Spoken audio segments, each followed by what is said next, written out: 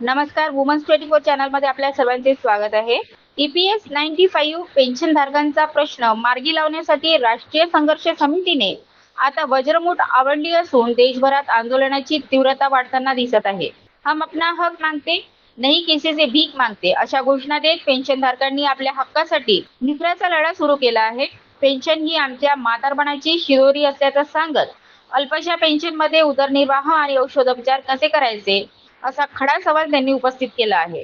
सध्या अनेक पेन्शनधारकांना केवळ 1,000 रुपयांची आसपास पेन्शन मिळत असून ती अत्यंत अपुरी असल्याचा आरोप करण्यात येत आहे. त्यामुळे किमान 7,500 रुपये पेन्शन, यावर महागाई भत्ता आणि इतर सुविधा लागू करण्याची प्रमुख मागणी करण्यात येत आहे. अमरावतीत झालेल्या बैठकीत आंदोलनाची पुढील दिशा ठरवण्यात आली आहे. तसेच सर्वोच्च न्यायालयाच्या आदेशानुसार वाढीव पेन्शनची अंमलबजावणी तातडीने करावी अशी ही मागणी करण्यात आली आहे. पेन्शनधारकांच्या मते शेतकरी जसा देशाचा अन्नदाता आहे तसाच कामगार हा देशाचा शिल्पकार आहे. त्यामुळे केंद्र सरकारने त्यांच्या हक्कांचा विचार करावा अशी भावना व्यक्त करण्यात आली. एकूणच EPS 95 पेन्शनधारकांचा हा लढा आता अधिक तीव्र होत असून मागण्या पूर्ण होईपर्यंत आंदोलन सुरूच राहणार असल्याचा इशारा देण्यात आला आहे. मी doctor PN Patil, EPS 95 national education कमिटीमध्ये मी मुख्य सल्लागार म्हणून काम करतो. EPS 95 पेन्शन स्कीम जे आहे हे मुख्यतः सगळ्या कामगार लोकांकरता स्कीम आहे. जे सरकारी कर्मचारी नाही, स्वायत्त संस्थेचे कर्मचारी नाही, कारखान्याचे कर्मचारी आहे, PSUचे कर्मचारी आहे, त्यांच्याकरता ही स्कीम लागू आहे. आणि याचं जे पेन्शन मिळतं अत्यंत तुटपुंज पेन्शन मिळतं.